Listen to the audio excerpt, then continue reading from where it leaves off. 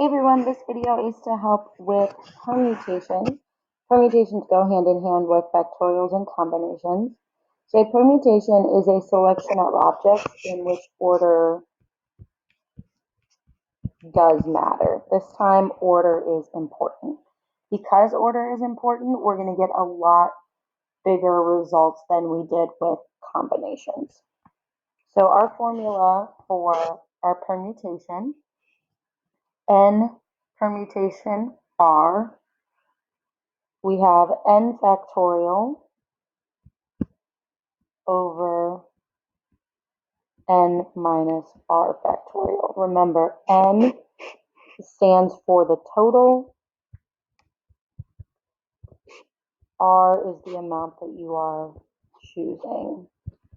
So we say n, choose r.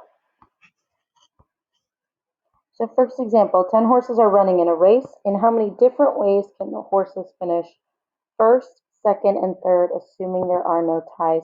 Here's how you know that this is a permutation versus a combination. First, second, and third.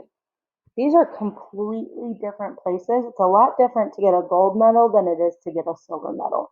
So this would be an example of a permutation because order matters. So I have 10 total horses, and I want to know which way they can finish first, second, and third. So that's an R value of 3. So we say 10 permutation 3. That's going to be 10 factorial over 10 minus 3 factorial.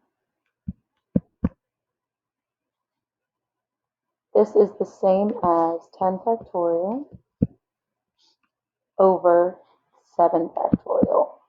Now remember, what I do here is I expand. This is 10 times 9, 8 times 7, so on and so forth, all the way until I get down to 1.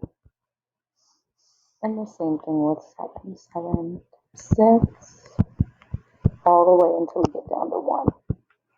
Like we did before, we can eliminate the common factors. So the 7s will cancel out, the 6s will cancel out. Basically, 7 through 1 will cancel for these. What you're left with is 10 times 9 times 8, which is 720. There are 720 different ways that these horses can place first, second, and third.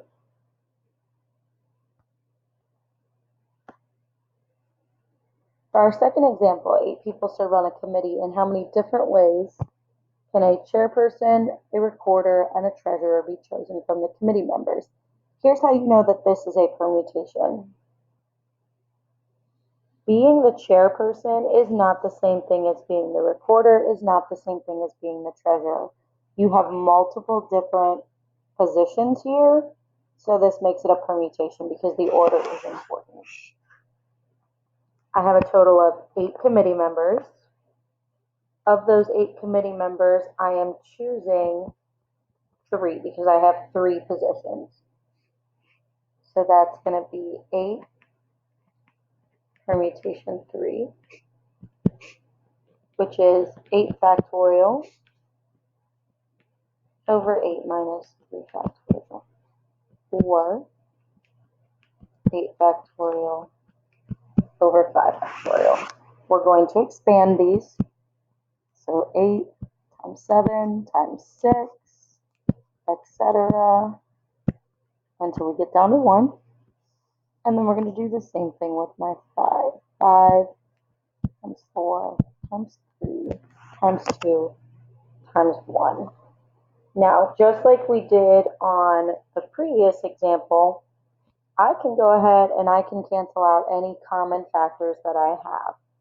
So in this case, it's going to be 5, 4, 3, 2, 1 for each of these. And you're going to be left with 8 times 7 times 6, which is going to give us 336. So there are 336 total different ways that you can choose 3 of those 8 people to be the chairperson, the recorder, and the treasurer.